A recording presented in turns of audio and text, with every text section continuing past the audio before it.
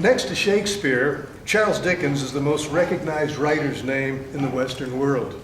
His well-known lines, "It was the best of times, it was the worst of times," and "God bless us, everyone," are quoted more than any other author's lines.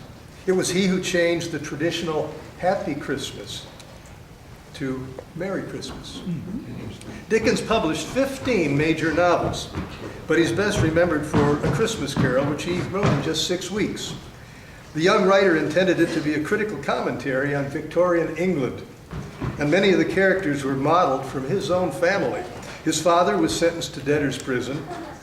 Tiny Tim was his frail nephew who died. Oh, but he saved the best when he molded Ebenezer Scrooge after Ebenezer Scroggy, a lecherous town councilman who had the habit of pinching ladies' bottoms as they walked by. As incredible as it may seem now, Dickens couldn't find a publisher willing to accept his book. Frustrated modern writers face that same daunting obstacle and often self-publish. And in 1843, Dickens, not willing to accept defeat, self-published A Christmas Carol. Earlier in his career, young Charles often spent his evenings walking for miles through the streets of Victorian London to find inspirational subjects to write about.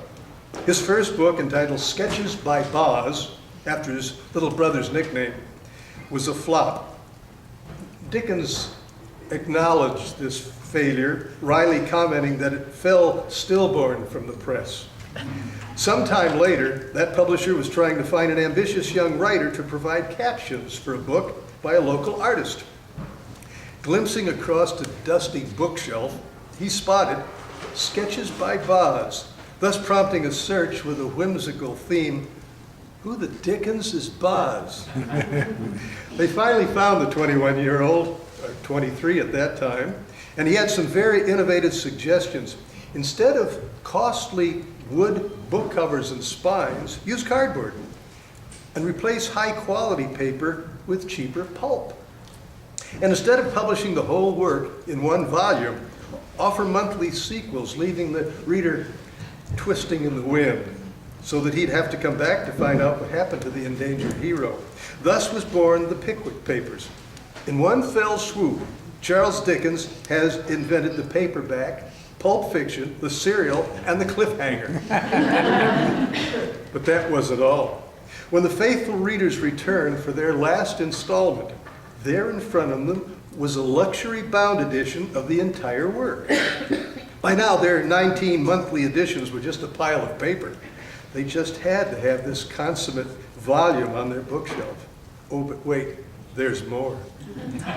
Dickens assembled a team to go door to door offering to buy back from his readers the original series at a reduced price, of course. They were happy to recover some of their investment, and Dickens reassembled those original pages into gilt-lined covered albums and titled them The Collector's Edition. Printed on original paper as when this famous work was first published. Yes, the folks had to have that too. Such was the remarkable career of Charles Dickens, a 19th century hack who became a publishing titan, earning millions of dollars as the only author in history to sell the same novel 3 times to the same readers. Let's journey back now for 150 or so years, a little more than that actually, to Dickens' time in Victorian England. And as we do that, as I get prepared here to sort of set the mood, please be sure to turn off your cell phones. I guess you've already done it. I don't hear much rustling going on. I see some people digging in their pockets.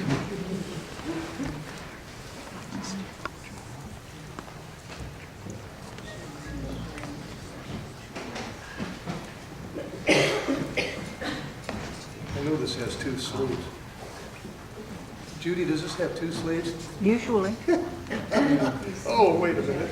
You're in the second. There we go. It does have 2 sleeves, and I was in the second one. I started in the first one. I'm not used to wearing a frock coat. Put that fire to this. Yeah, it's going to get warm up here, isn't it? Right. Good night, boy.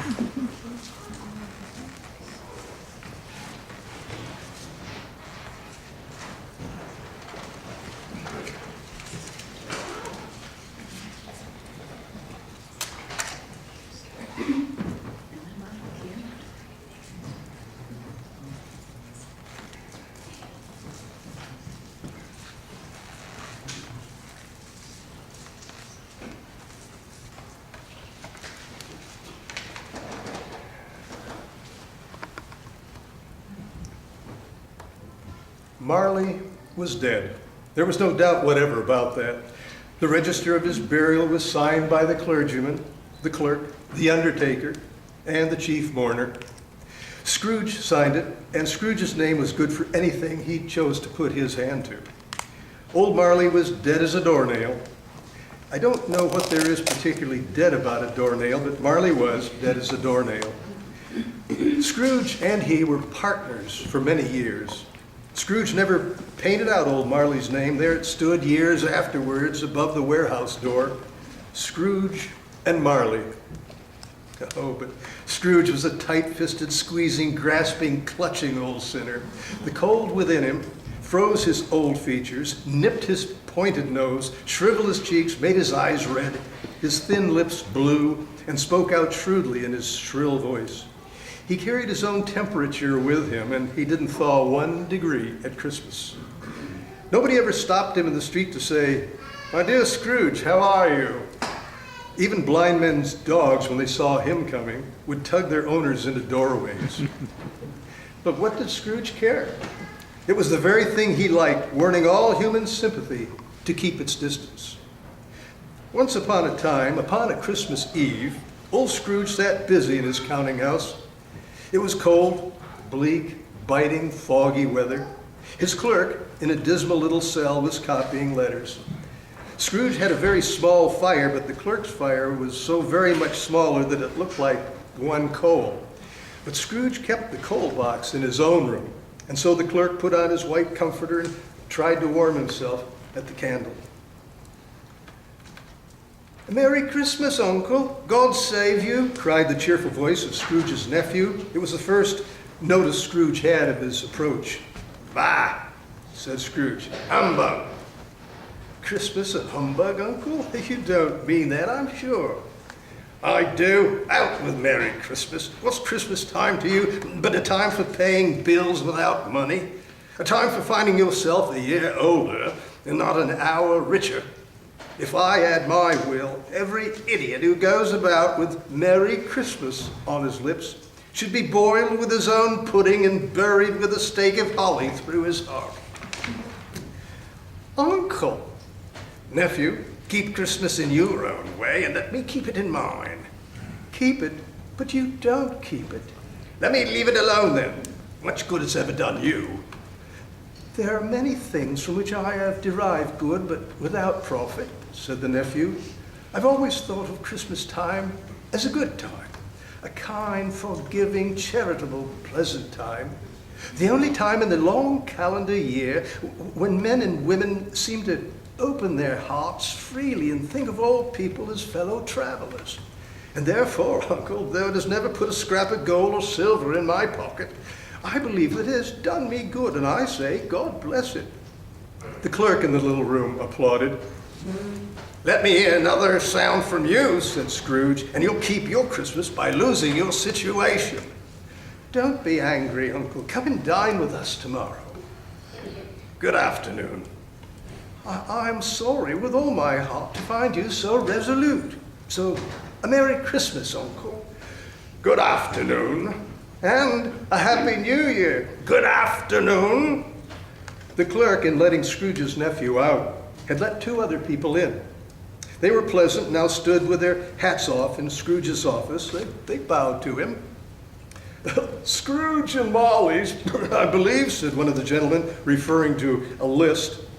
"Have I the pleasure of addressing Mr. Scrooge or Mr. Marley?" "Mr. Marley died 7 years ago this very night." "Oh. At this festive season of the year, Mr. Scrooge," said the gentleman, taking up a pen, "we make provision for the poor and the destitute. Hundreds of thousands are in want of common comforts." "Are there no prisons?" "Plenty of prisons, but they scarcely furnish Christian cheer of mind. So a few of us are endeavoring to raise a fund to buy the poor some meat and drink and means of warmth. What shall I put you down for?" "Nothing." "Oh, you wish to be anonymous?" "I wish to be left alone. I don't make merry myself at Christmas, and I can't afford to make idle people merry. I help to support the prisons. and the workhouses, and those who are badly off must go there. Many can't go there, and many would rather die. If they would rather die, they'd better do it and decrease the surplus population. Seeing that it would be useless to pursue their point, the gentleman withdrew. At length, the hour of shutting the counting house arrived. Scrooge dismounted from his stool, and the clerk snuffed his candle out and put on his hat. "You'll want all day tomorrow, I suppose?" "If quite convenient, sir." "It's not convenient, and it's not fair. If I was to stop paying you for it, you'd think yourself mightily ill-used, wouldn't you?" "Yes, sir." "And you wouldn't think me ill-used when I pay a day's wages for no work?" "It's only once a year, sir." "A poor excuse for picking a man's pocket every 25th of December. But if you must have the whole day, be here all the earlier next morning."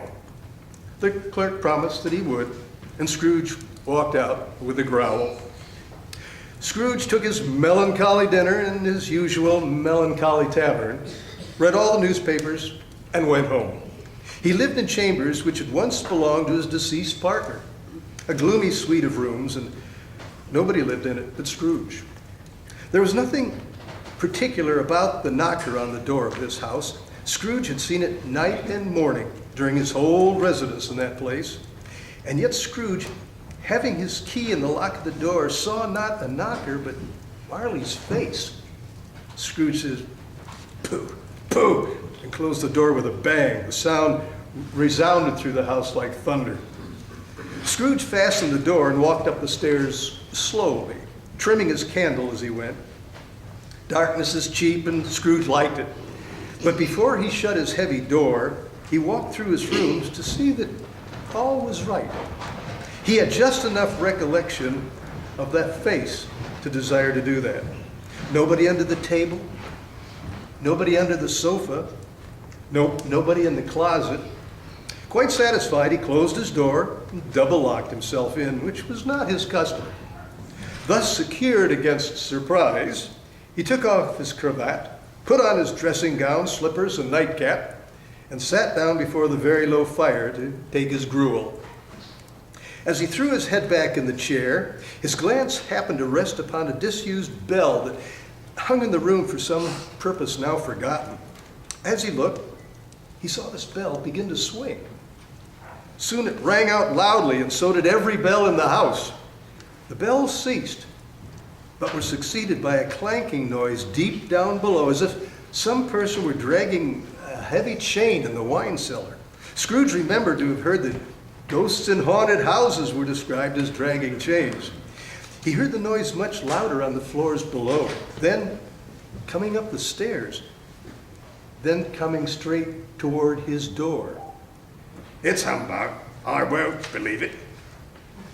His color changed, though, when it came through the heavy door and passed into the room before his eyes. "I know him. Marley's ghost." The same face, the very same. Marley in his pigtail, usual waistcoat, tights, and boots. The chain was wrapped about his middle and was made of cash boxes, keys, padlocks, and ledgers. His body was transparent so that Scrooge could see the two buttons on his coat behind. Scrooge had often heard it said that Marley had no guts, but he had never believed it until now. Said Scrooge, caustic and cold as ever, "What do you want with me?" "Much." "Who are you?" "Ask me who I was." "Who were you then?" "In life, I was your partner, Jacob Marley. You don't believe in me?" "I don't." "Why do you doubt your senses?" "Because little things affect them, a slight disorder of the stomach. You may be an undigested bit of beef, a blot of mustard, a fragment of underdone potato. There may be more gravy than grave about you, whatever you are." Scrooge was not in the habit of cracking jokes. He was trying to be smart to keep down his terror. The spirit raised a frightful cry and shook his chain with such a noise that Scrooge held on tight to his chair to save himself from fainting. Much greater was his horror when the phantom, taking off the bandage round his head, his lower jaw dropped down upon his breast. "Mercy, dreadful apparition, why do you trouble me? Man of the worldly mind, do you believe in me or not?" "I do, I must, but why do spirits walk the earth, and why do they come to me?" "It is required of every man that the spirit within him should walk among his fellow men, and if not in life, it is condemned to do so after death. I wear the chain I forged in life. I made it, link by link. Would you know the weight and length of the coil you bear yourself?" Scrooge glanced about the floor, expecting to find himself surrounded by some 50 or 60 fathoms of iron cable, but he could see nothing. The ghost continued, I cannot rest. I cannot linger anywhere." 7 years dead and traveling all the time. You travel fast? "On the wings of the wind." "But you were always a good man of business, Jacob," faltered Scrooge. "Business?" cried the ghost, wringing his hands again.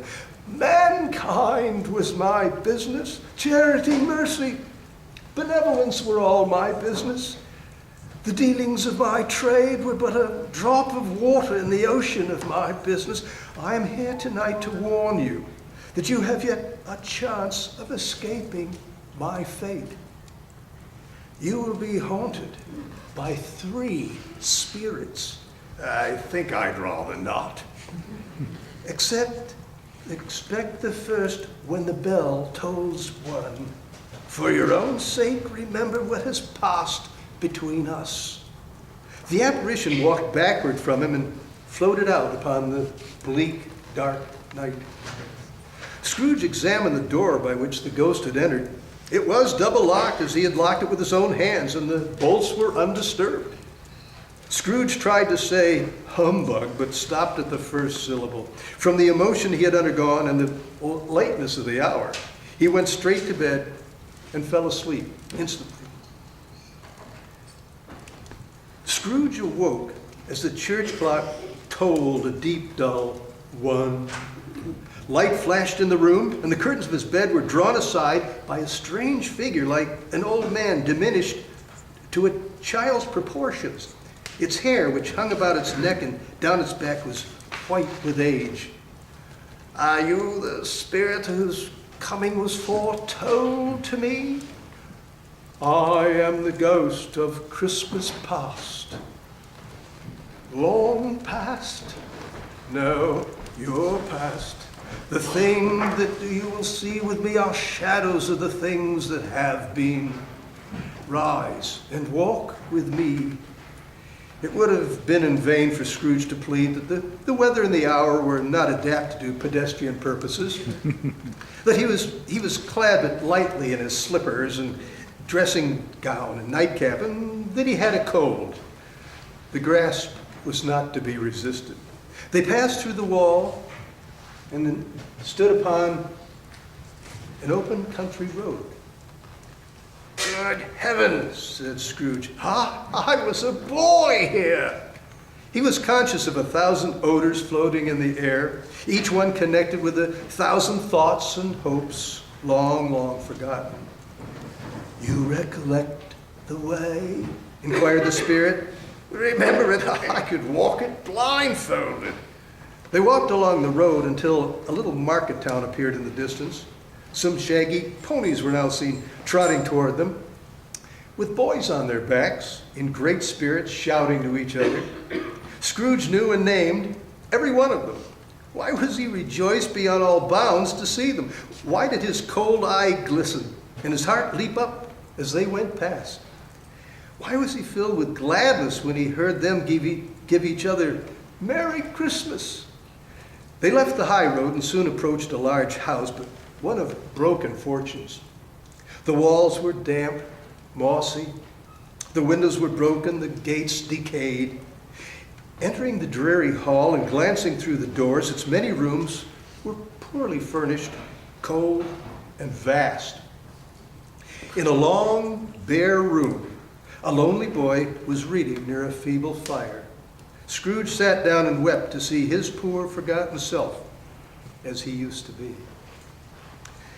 "I wish, but it's too late now," Scrooge muttered after drying his eyes with his cuff. "What is the matter?" asked the spirit. "Nothing, nothing. There was a boy singing a Christmas carol at my door last night. I should like to have given him something, that's all." The ghost smiled and waved its hand, saying, "Let us see another Christmas." They were now in the busy city at Christmas time. The ghost stopped at a warehouse door and asked Scrooge if he knew it. "Know it? I was apprenticed here." They went in. At sight of an old gentleman in a Welsh wig, Scrooge cried in excitement, "Why, it's old Fezziwig! Bless his heart, it's Fezziwig, alive again!" Old Fezziwig laid down his pen, looked up at the clock, which was pointed to the hour of 7. He rubbed his hands, adjusted his waistcoat, laughed, and called out in a rich, jovial voice, "Yo-ho there, Ebenezer, Dick!"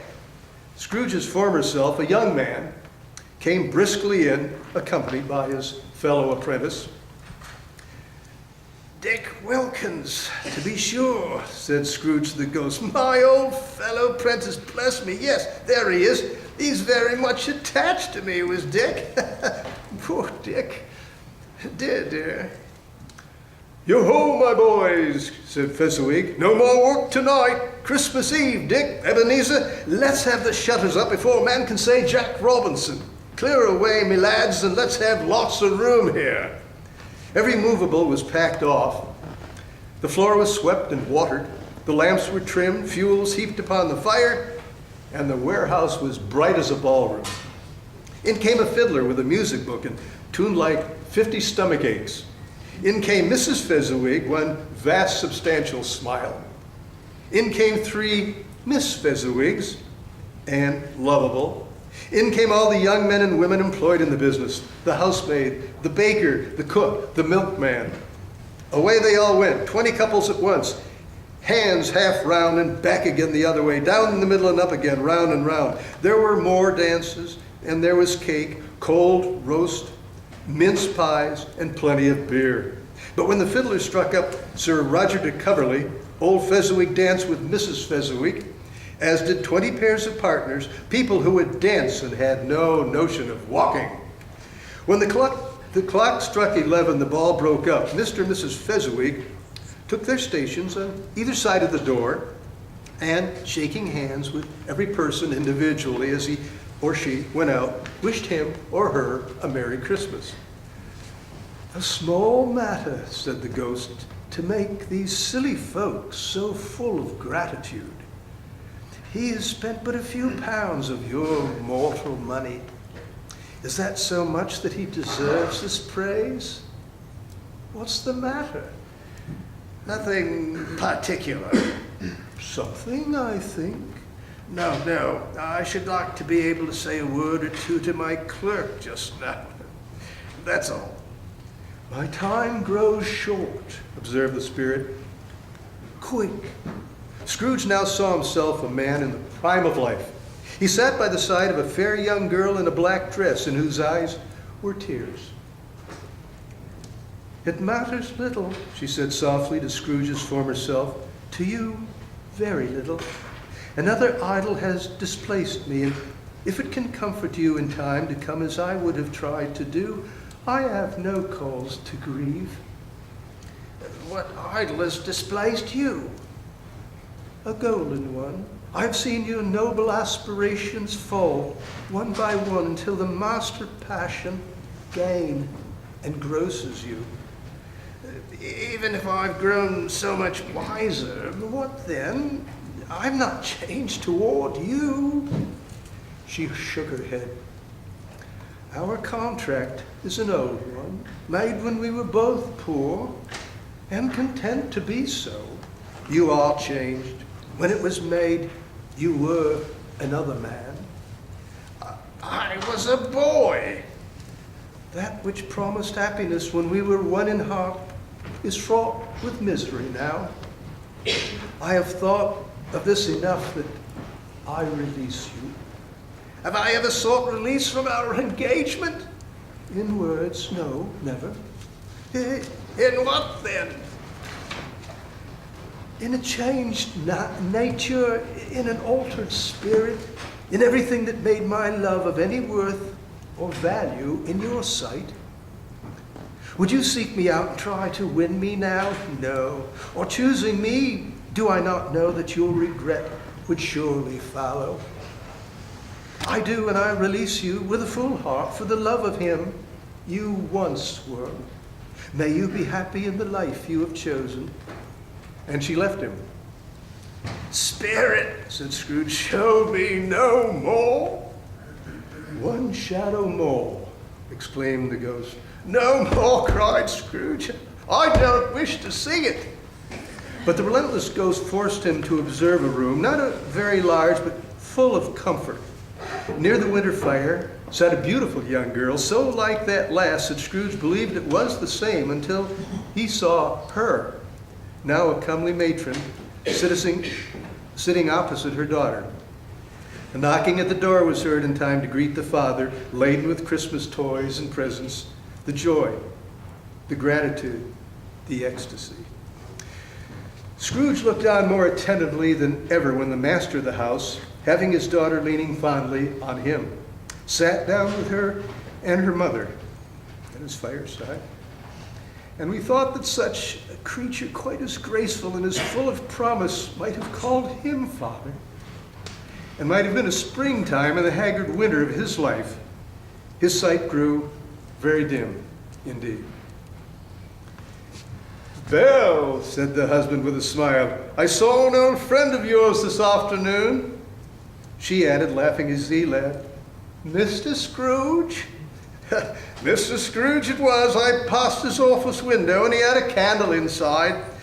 His partner lies on the point of death, I hear, and there he sat, quite alone in the world, I do believe.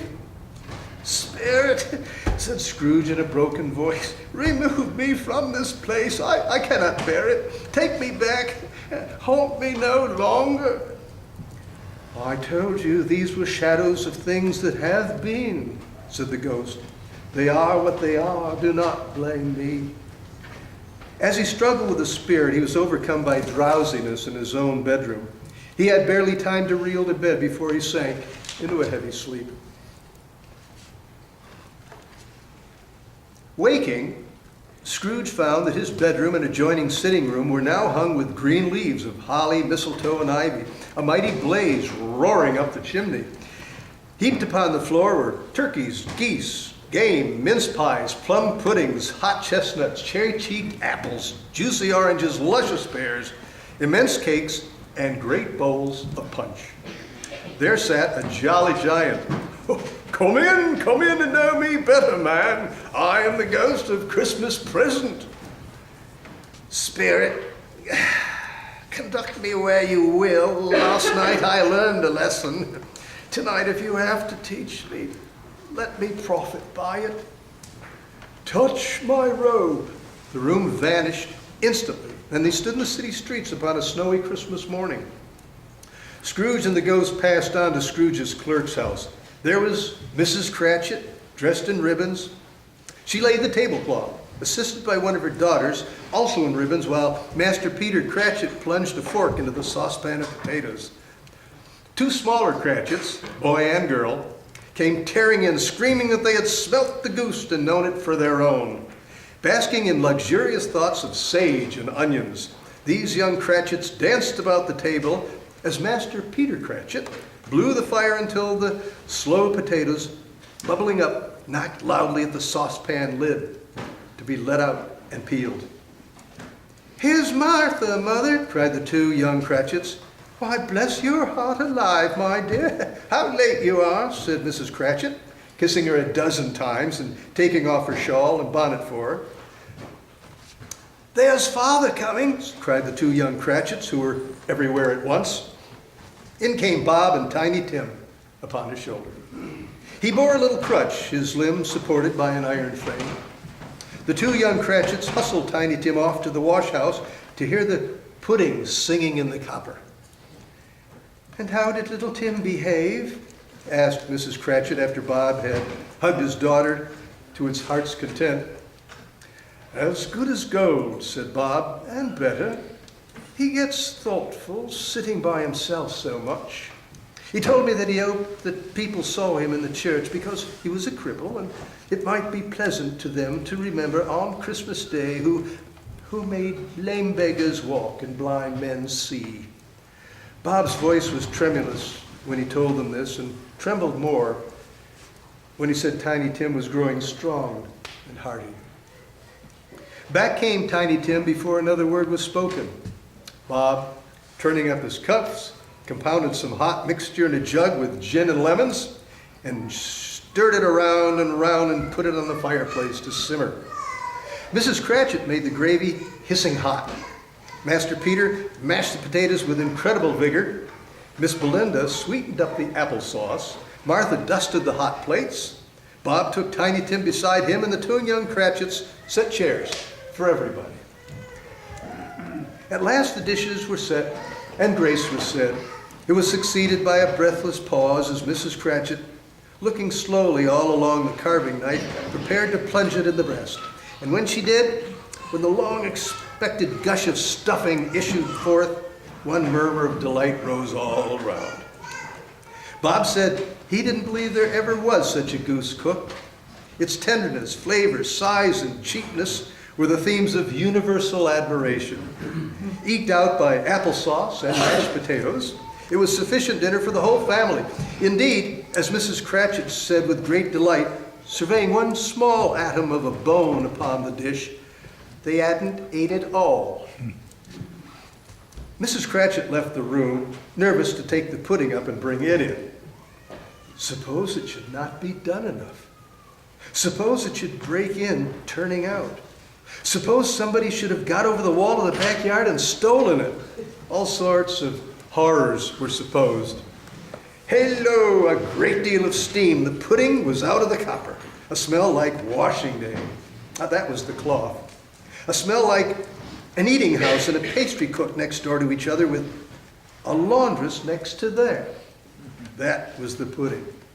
In half a minute, Mrs. Cratchit entered, flushed but smiling proudly with the pudding, like a speckled cannonball, so hard and firm, blazing of igniting brandy and bedight with Christmas holly stuck into the top. Oh, a wonderful pudding. Bob Cratchit said that he regarded it as the greatest success achieved by Mrs. Cratchit since their marriage. Everybody had something to say about it. At last the dinner was all done. The cloth was cleared, the hearth swept, and the fire made up. The compound in the jug being tasted and considered perfect, apples and oranges were put upon the table and a shovelful of chestnuts on the fire. Then all the Cratchit family drew round the hearth, and at Bob Cratchit's elbow stood the family display of glass, 2 tumblers and a custard cup without a handle. These held the hot stuff from the jug, however, as well as golden goblets would have done, and Bob served it out with beaming looks, while the chestnuts on the fire sputtered and crackled noisily. Then Bob proposed, "A Merry Christmas to us all, my dears. God bless us." "God bless us, every one," said Tiny Tim. He sat very close to his father's side, upon his little stool. Bob held his withered little hand in his. He loved the child and wished to keep him by his side and dreaded that he might be taken from him. "Spirit," said Scrooge with an interest he had never felt before, "tell me if Tiny Tim will live?" "I see a vacant seat," replied the ghost, "in a poor chimney corner and a crutch, without an owner." No, kind spirit, say he will be spared. If these shadows remain unaltered by the future, none will find him here. If he like to die, he had better do it and decrease the population. Scrooge hung his head to hear his own words quoted, and was overcome with penitence and grief. Scrooge raised his hand on hearing his name. "Mr. Scrooge," said Bob. "I'll give you Mr. Scrooge, the founder of the feast." "The founder of the feast, indeed!" cried Mrs. Cratchit, reddening. "I wish I had him here. I'd give him a piece of my mind to feast upon, and I hope he'd have a good appetite for it." "My dear," said Bob, "the children, Christmas Day." "It should be Christmas Day, I am sure," said she, "on which one drinks to the health of an odious, stingy, hard, unfeeling man as Mr. Scrooge. You know he is, Robert. Nobody knows it better than you do, poor fellow." "My dear," was Bob's mild answer, "Christmas Day. I'll drink to his health for your sake and the day's," said Mrs. Cratchit. "Not for his." Scrooge was the ogre of the family. The mention of his name cast a dark shadow on the party, which was not dispelled for a full 5 minutes. After it had passed, they were 10 times merrier than before from the mere relief of Scrooge the Baleful being done with. All this time, the chestnuts and the jug went round, and by they had a song from Tiny Tim, who sang it very well indeed. They were not a handsome family. They were not well dressed, their clothes were scanty, but they were happy, grateful, pleased with one another, and contented. And when they faded, Scrooge had his eye on Tiny Tim until the last. It was a great surprise to Scrooge as the scene vanished to hear a hearty laugh. It was his nephews in a gleaming room. There is nothing in the world so irresistibly contagious as laughter and good humor. "He said that Christmas was a humbug, as I live," cried Scrooge's nephew. "He believed it, too." "More shame for him, Fred," said Scrooge's niece indignantly. She was very pretty, exceedingly pretty, with a dimpled, surprised-looking face, a ripe little mouth that seemed made to be kissed, as no doubt it was, and the sunniest pair of eyes you ever saw. Altogether, she was what you would have called provoking, yet satisfactory, too. Oh, perfectly satisfactory. "He's a comical old fellow," said Scrooge's nephew. "That's the truth, and not so pleasant as he might be. However, his offenses carry their own punishment, and I have nothing to say against him. Who suffers by his ill whims? Himself, always. Here he takes it into his head to dislike us, and he won't come and dine with us. What's the consequence? What do you say, Topper?" Topper clearly had his eye on one of Scrooge's nieces, for he answers that a bachelor was a wretched outcast who had no right to express an opinion on the subject. Scrooge's niece, the plump one with the lace tucker, not the one with the roses, blushed. After tea, there was a game at blind man's buff. And no more believed Topper was really blinded than I believe he had eyes in his boots. The way he went after that plump sister in the lace tucker was an outrage. Knocking down the fire irons, tumbling over the chairs, bumping up against the piano, smothering himself among the curtains. Wherever she went, he went. He wouldn't catch anybody else. If you fell against him, as some of them did, he would make a feint of endeavoring to seize you, and then instantly sidle off in the direction of the plump sister. Next was a game called Yes and No, where Scrooge's nephew had to think of something, and the rest must find out what. He only answering their questions yes or no.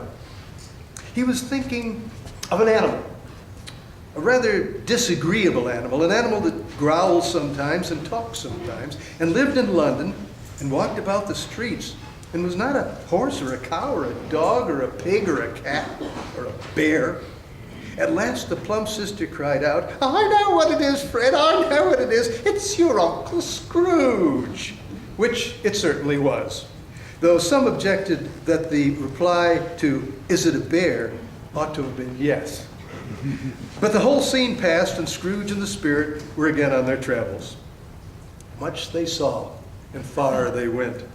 Suddenly, in an open place, the bell struck 12. Scrooge looked for the ghost and saw it no more. At the last stroke, he lifted his eyes and beheld a solemn phantom draped and hooded. coming like a mist along the ground toward him. The phantom slowly, gravely, silently approached. Scrooge bent down upon his knee, for the air through which this spirit moved seemed a scattered gloom and mystery. It was shrouded in a deep black garment which concealed its head, its face, its form, and nothing left visible except its outstretched hand. Am I in the presence of the ghost of Christmas yet to come, ghost of the future? I fear you more than any specter I have seen, but as I know your purpose is to do me good, and as I hope to live to be another man from what I was, I am prepared for your company with a thankful heart. Lead on, spirit. The city seemed to spring up about them. The spirit stopped behind and alongside one little knot of businessmen. The hand was pointed to them. So Scrooge advanced to listen to their talk. No, said a great fat man with a monstrous chin. I don't know much about it either way, only know he's dead. When did he die? Inquired another. Last night, I believe. Why? What was the matter with him? I thought he'd never die. God knows, said the first with a yawn. What has he done with his money? Asked a red-faced gentleman. I haven't heard, said the man with the large chin. Company, perhaps. He hasn't left it to me, that's all I know. Scrooge was surprised that the spirit should attach importance to a conversation so trivial. It could scarcely have any bearing on the death of his old partner, for that was past, and this ghost province was the future. He looked about for his own image, but he saw no likeness of himself among the multitudes. They left this busy scene and went into an obscure part of the town to a low shop where iron, old rags, bottles, and bones were bought. A gray-haired rascal sat smoking his pipe as a woman with a heavy bundle slunk into the shop. What have you got to sell? Half a minute's patience, Joe, and you shall see. Who's the worse for the loss of a few things like these? Not a dead man, I suppose. If he wanted to keep 'em after he was dead, wicked old screw, why wasn't he natural in his lifetime? If he had been, he'd have had somebody to look after him when he was struck with death instead of lying gasping there, alone by himself. Open the bundle, Joe, and let me know the value of it. Joe opened the bundle and dragged out a large, heavy roll. Bed curtains? Ah, bed curtains. Don't drop that oil upon the blankets now. His blankets? Who else's do you think? He isn't likely to take cold without him, I dare say. You may look through that shirt until your eyes ache, but you won't find a hole in it, nor a threadbare place. It's the best he had, and a fine one, too. They'd have wasted it by dressing him up in it if it hadn't been for me. Scrooge listened to this dialogue in horror. Spirit, the case of this unhappy man might be my own. My life tends that way now. Merciful heaven, what is this? The scene had changed, and he almost touched a bare, uncurtained bed. On it, unwatched and uncared for, was the body of this plundered unknown man. The phantom's steady hand was pointed to the head. The cover was adjusted so that the slightest motion on Scrooge's part would have disclosed the face. He thought of it, felt how easy it would be to do, and longed to do it, to remove the veil. I understand you, Scrooge returned, and I would do it if I could, but I have not the power. Spirit, if there is any person in the town who feels emotion caused by this man's death, show that person to me, I beseech you. The phantom spread his dark road before him, and withdrawing it, revealed a room with the mother and her children. She was anxiously expecting someone. At length, a knock was heard, and she hurried to the door to meet her husband, whose face was careworn and depressed. "Is it good or bad?" she said. "Bad," he answered. "We are quite ruined?" "No, there is hope, Caroline." "If he relents," she said, "there is." "He is past relenting," said her husband. "He's dead." She was thankful in her soul to hear it. She said so with clasped hands. She was sorry, but the first emotion was of her heart. Her husband continued, "It was bad fortune indeed to find so merciless a creditor. We may sleep tonight with light hearts, Caroline." "Spirit, let me see some tenderness connected with death," said Scrooge. "Oh, this dark chamber will be forever present to me." The ghost returned him to Bob Cratchit's house and found the mother and her children seated around the fire. Quiet. Very quiet. The little Cratchits were as still as statues and sat looking up as Peter had a book before him. "And he took a child and set him in the midst of them." The mother laid her work upon the table and put her hand up to her face. "The color hurts my eyes," she said. "It makes them weak by candlelight, and I wouldn't show weak eyes to your father when he comes home for the world. It must be near his time." "Past it, rather," Peter answered. "But I think he has walked a little slower these last few evenings, Mother. I've known him to walk with Tiny Tim upon his shoulder, very fast indeed.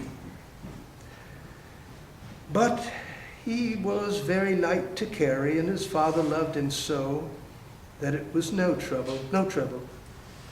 And there's your father at the door." She hurried out to meet him. His tea was ready for him, and the two young Cratchits got upon his knees and laid each child a little cheek against his face to say, "Don't be grieved."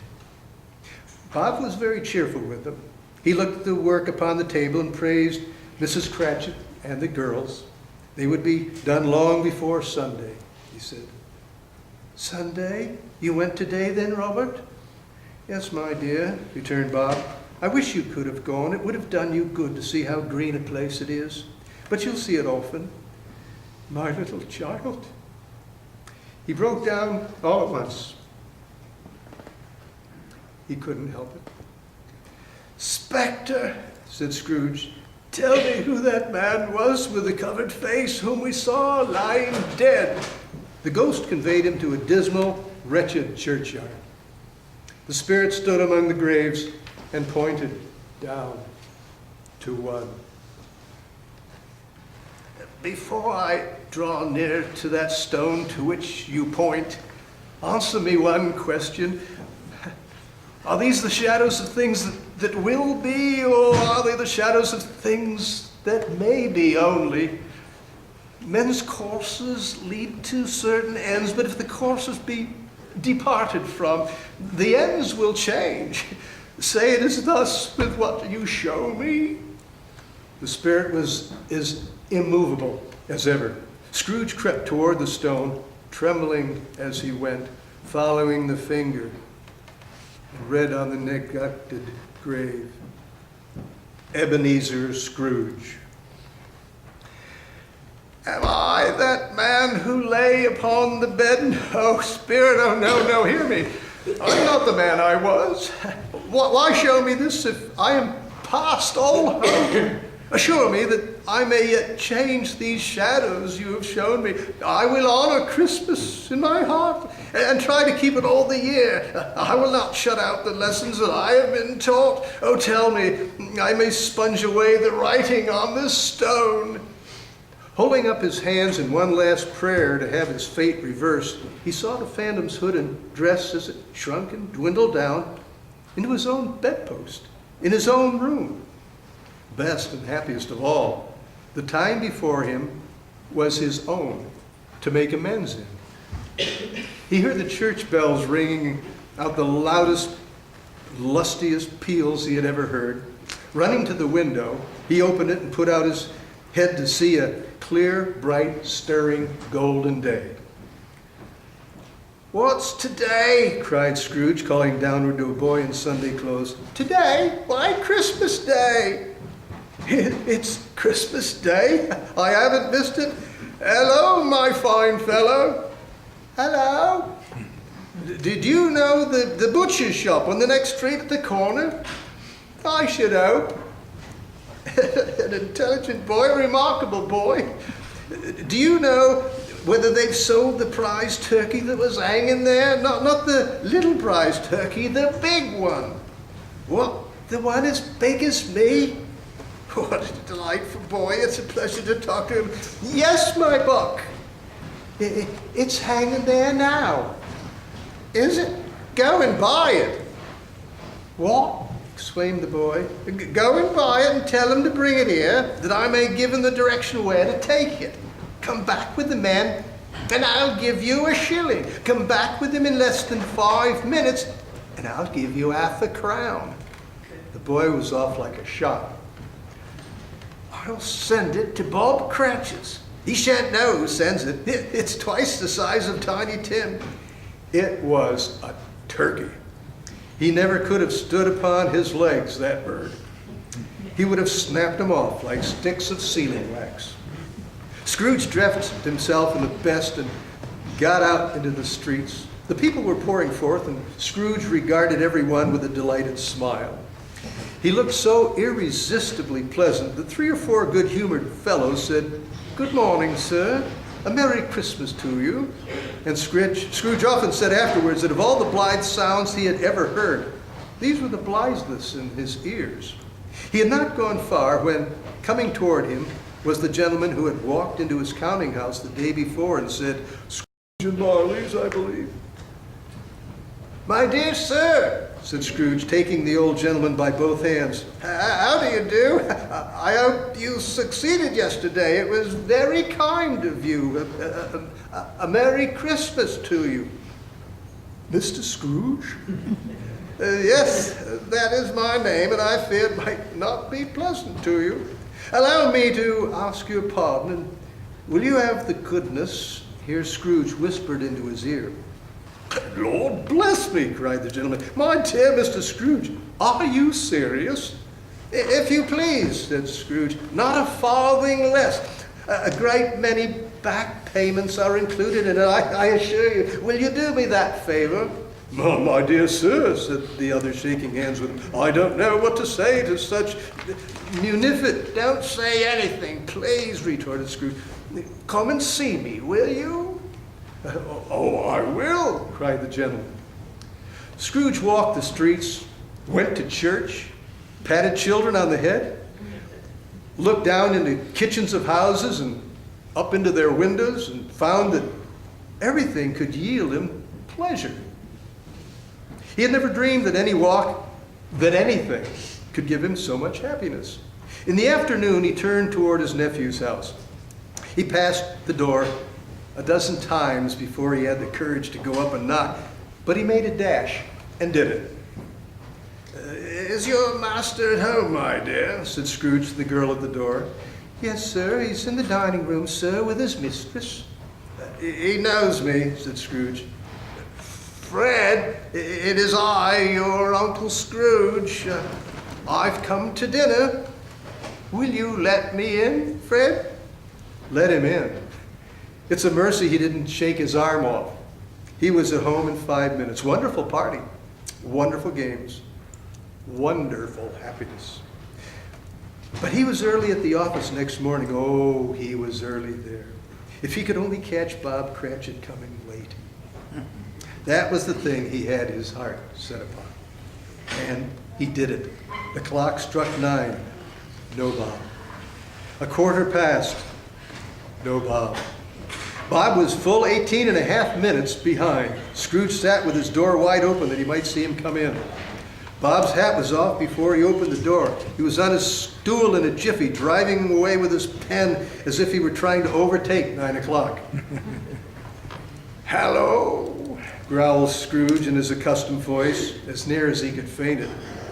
"What do you mean by coming here this time of day?" "I'm very sorry, sir. I am behind my time." You are. Yes, I think you are. Step this way, if you please. It's only once a year, sir. It shall not be repeated. I was making rather merry yesterday, sir. Now, I'll tell you what, my friend, I'm not going to stand this sort of thing any longer. And therefore, Scrooge continued, leaping from his stool and giving Bob such a dig in the waistcoat that he staggered back, and therefore I'm about to raise your salary.